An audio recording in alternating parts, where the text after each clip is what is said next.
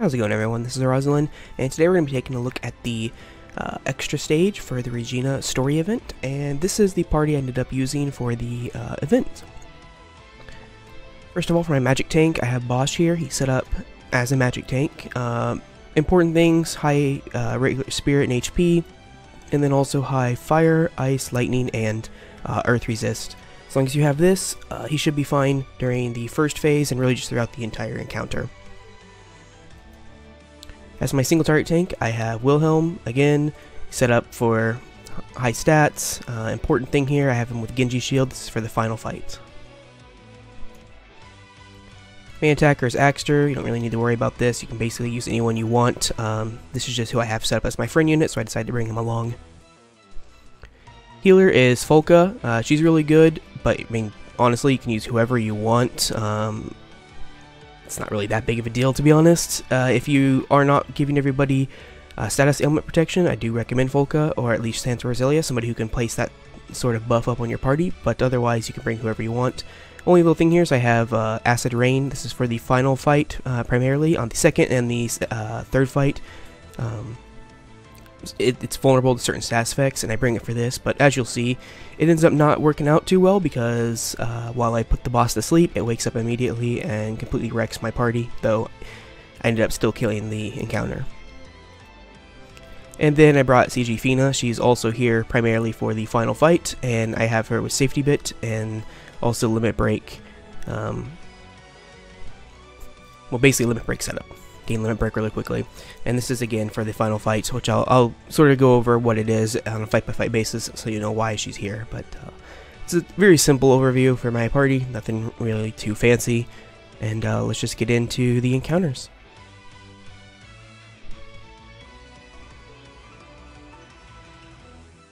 Alright, and here's the first fight. As you'll notice at the beginning of this fight, you're going to have your HP absorbed from you. It's like an HP % attack. You really can't die from it, but just make sure you heal up afterwards. Other than that, it's a very simple fight. Just make sure you keep up AoE magic cover on your magic tank, and for the most part, you shouldn't be taking much damage at all throughout the fight. You're actually going to be spending more time in this fight building up your limit break gauge for the 3 limit breaks, or building up Esper gauge for the second fight, if you don't want to be doing that during the second fight. So, I mean, it's really not a hard fight at all. Just make sure you dispel the boss before you attack so you can, actually deal damage to him. If there's really one thing you need to watch out for, that would be if you're unable to kill the boss from like 80 or 81%. If you can't do that, then you may consider putting re-raise up on your magic tank.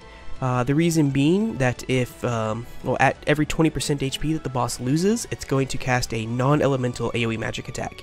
And if your tank is not beefy enough to handle this, they may very well die from it. So that's really the only thing to be careful about. If you have a beefy tank, or if you can kill the boss from 80+%, you don't have to worry about it at all. Like I said, this fight's pretty standard. Just, cover, build up limit gauge, get the missions, move on. So, anyways, I will see you in the second fight.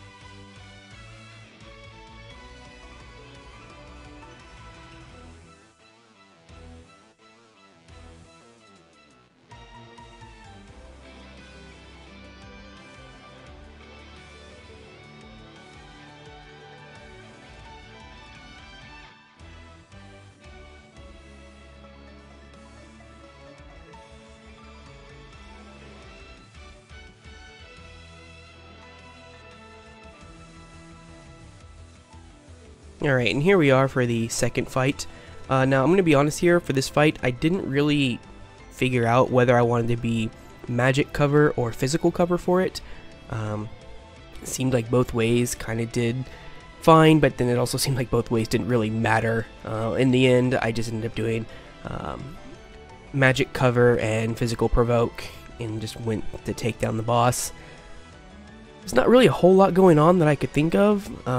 Just make sure you're healed and you're dealing your damage, you're gonna be fine. I wish I could give you more information on this fight, but it's really not all that difficult.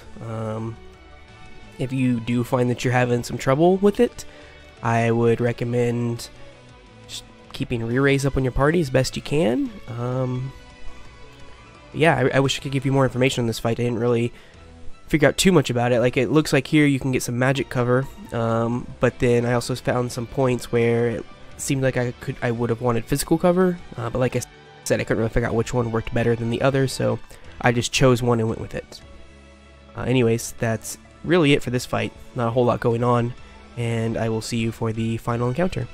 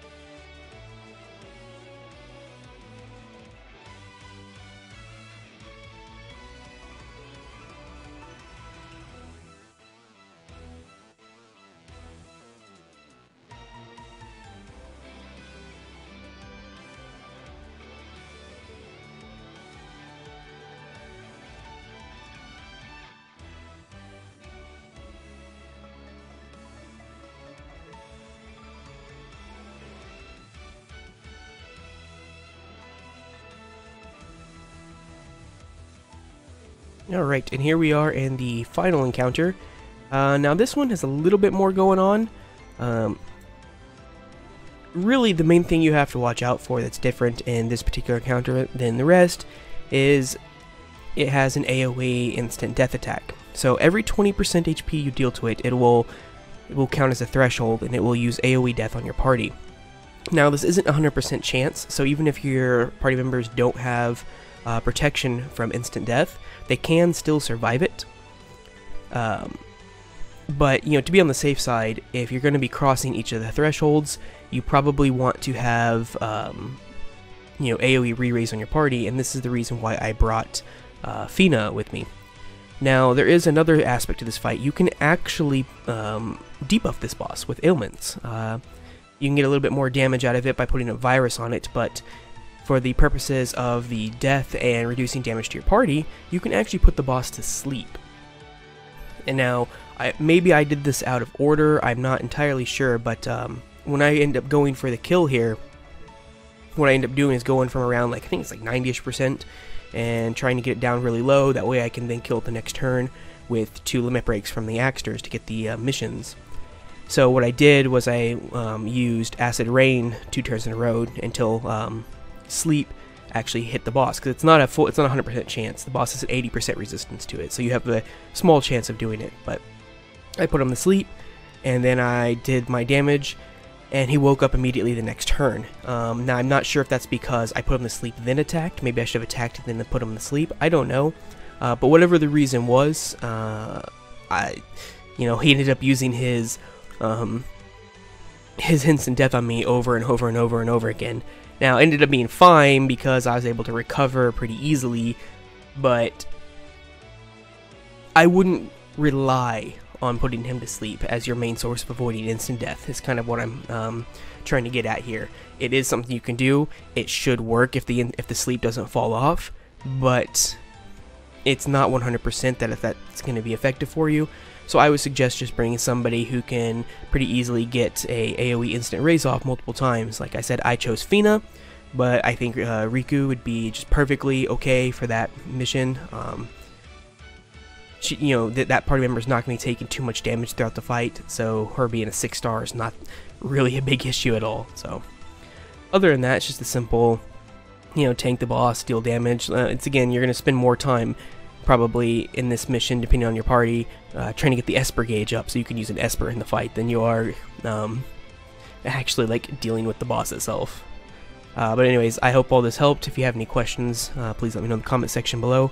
And as always, just to let you know, I am streaming every day on Twitch. Whenever there's new content out for FFBE, I'm streaming FFBE content. Other than that, I'm playing a variety of games. So if you want to come hang out, please do. Otherwise, I will see you for the next FFBE video.